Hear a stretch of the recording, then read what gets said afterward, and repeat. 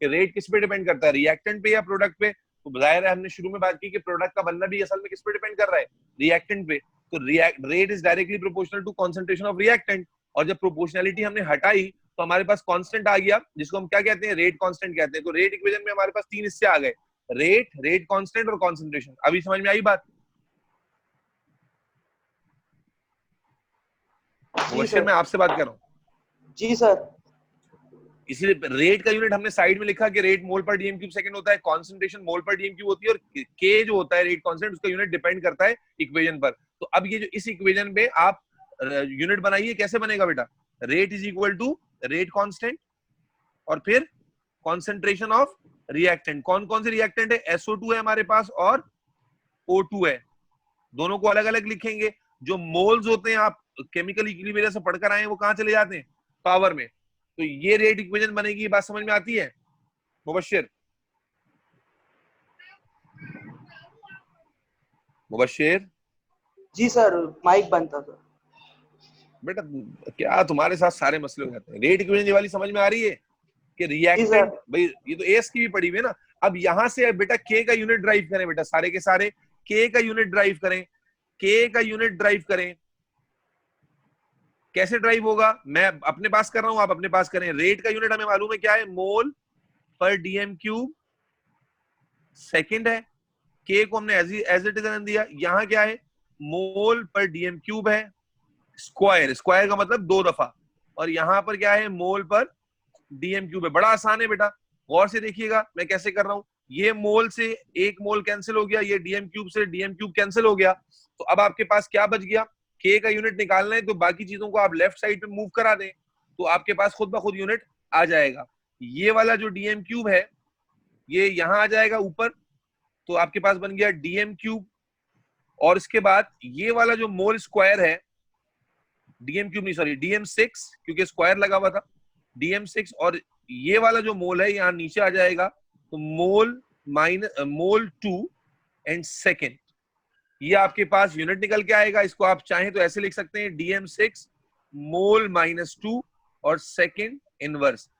अब बेटा इस के को हम लोग क्या कह रहे हैं, इस के को हम लोग कह रहे हैं रेट कांस्टेंट, है ना। अब स्पेसिफिक रेट कांस्टेंट क्या है, बड़ा आसान है कॉन्सेप्ट। अगर रिएक्शन में रिएक्टेंट्स की जो कॉन्सेंट्रेशंस हैं, अगर किसी रिएक्शन में रिएक्टेंट्स की जो कॉन्सेंट्रेशन है वो यूनिटी हो, यूनिटी से मुराद 1 मोल पर डीएम क्यूब हो, कितनी हो, ये भी 1 मोल पर डीएम क्यूब हो और ये भी 1 मोल पर डीएम क्यूब हो। अगर किसी रिएक्शन में रिएक्टेंट्स की जो कॉन्सेंट्रेशन है वो यूनिटी हो, यानी कि 1 मोल पर डीएम क्यूब हो, 1 मोल पर डीएम क्यूब हो, तो उस रेट इक्वेशन का, यानी अगर मान लो कि ए और बी यहां पर 1 है, तो फिर इस रेट इक्वेशन का जो के है ये क्या कहलाता है बेटा, स्पेसिफिक रेट कांस्टेंट। इसी के को फिर क्या कहेंगे, स्पेसिफिक रेट कांस्टेंट कहेंगे। फिर सुन लो क्या कहा मैंने कहा रेट इक्वेशन आपने बना ली, अगर रिएक्टेंट्स की कॉन्सेंट्रेशन यूनिटी है यानी कि 1 है, तो उस रिएक्शन का जो रेट कांस्टेंट है उसे स्पेसिफिक रेट कांस्टेंट कहते हैं। डिफाइन कैसे करते हैं, द रेट कांस्टेंट के of a reaction in which the concentration of all the reactants is or are unity or 1 mole per dm cube is called specific rate constant. वो rate constant जो उस वक्त हासिल होता है जब किसी रिएक्शन में मौजूद तमाम रिएक्टेंट्स की जो कॉन्सेंट्रेशन है वो 1 मोल पर डीएम यानी स्टैंडर्ड हो। 1 मोल पर डीएम क्यूब क्या है, स्टैंडर्ड कॉन्सेंट्रेशन होती है ना। तो जब तमाम रिएक्टेंट्स की कॉन्सेंट्रेशन स्टैंडर्ड हो यानी कि 1 मोल पर डीएम क्यूब हो, यूनिटी हो, तो उस वक्त का जो रेट कांस्टेंट है उसे हम क्या कहते हैं, बोल दो बेटा, स्पेसिफिक रेट कांस्टेंट कहते हैं। लिख लिया भाई। अब ये अच्छा, इसमें एक चीज और है बेटा जो इंपॉर्टेंट है, वो क्या है, अगर मैथमेटिकली गौर करो सारा, अगर मैं दोनों की जगह 1 1 पुट कर दूं, यहां पर भी 1 पुट कर दूं, यहां भी 1 पुट कर दूं, तो 1 का स्क्वायर क्या होता है, 1 ही होता है। यस। और यानी अगर मैं यहाँ भी 1 स्क्वायर पुट कर दिया और यहाँ 1 आ गया, तो इसको सॉल्व करेंगे तो क्या हो जाएगा Mubashshir, rate is equal to के। क्या ख्याल है? जी सर। इसका मतलब क्या हुआ कि जो स्पेसिफिक रेट, इसका मतलब क्या होता है कि स्पेसिफिक रेट कांस्टेंट जो होता है वो रेट के बराबर होता है। ये इसकी मैथमेटिकल इंपॉर्टेंस है बेटा, फिर सुनना।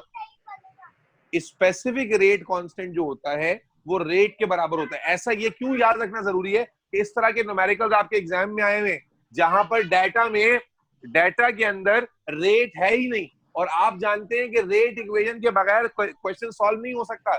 तो अब वहां पर क्या होता है, स्पेसिफिक रेट कांस्टेंट गिवन होता है। अब बच्चों को स्पेसिफिक रेट कांस्टेंट की वैल्यू का पता ही कुछ नहीं होता, तो हमें यहाँ पर सिखाया जा रहा है कि स्पेसिफिक रेट कांस्टेंट जो होता है वो रेट के बराबर ही होता है। यानी मैथमेटिकल नजर आ रहा है ना आपको, बराबर है। तो अगर कहीं पर आपको स्पेसिफिक रेट कांस्टेंट दिया जाए तो वही वैल्यू आप रेट की भी ले लेंगे या नहीं ले लेंगे? बात समझ में आती है? जी सर। Yes sir. मैथमेटिकली ये बात आपको समझ में आ गई कि स्पेसिफिक रेट कांस्टेंट की वैल्यू। अच्छा, इस तरह भी सवाल आया हुआ है कि स्पेसिफिक रेट कांस्टेंट अपना रेट जो है ना वो गिवन है, तो स्पेसिफिक रेट कांस्टेंट निकालना है। अब बच्चे पूरा कैलकुलेशन कर रहे हैं बावले की तरह बैठकर। एक नंबर का सवाल है वो। क्यों कैलकुलेशन में पढ़ रहे हैं? क्यों? गधों को पता ही नहीं है कि ये दोनों चीजें बराबर होती हैं। तो अब कैलकुलेशन कुछ भी नहीं करनी, एक लाइन लिखनी है कि rate specific rate constant always equal to the rate of reaction, और बस डायरेक्ट वही वैल्यू आंसर में लिख देनी है जो रेट की है। तो बड़ा सिंपल होता है अगर याद हो तो। उम्मीद है समझ में आ गया होगा। तो आप लिख लीजिए अपने पास कि specific rate constant is always equal to rate of reaction.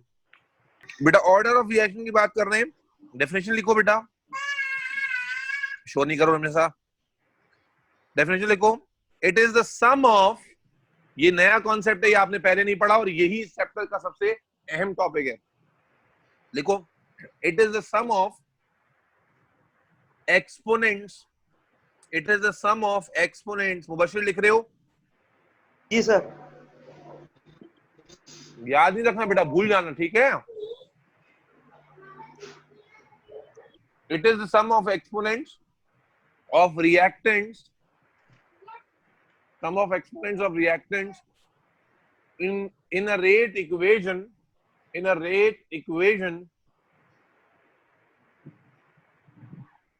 determined through experimental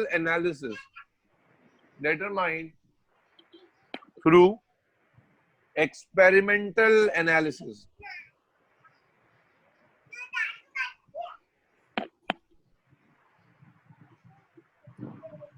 देख लिया?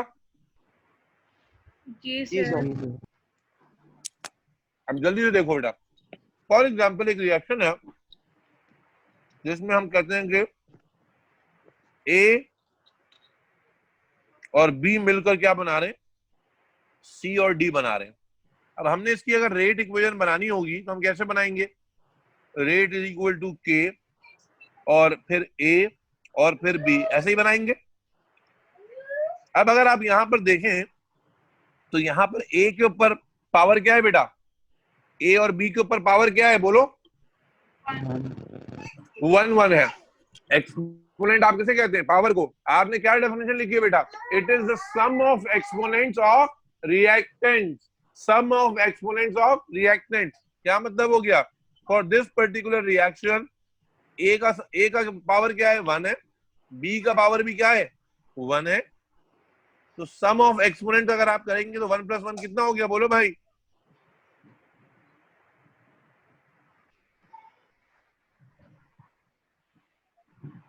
बहुत मुश्किल है भाई। आपने रेट इक्वेशन बनाई, रेट इक्वेशन बनाने के बाद आपने क्या किया?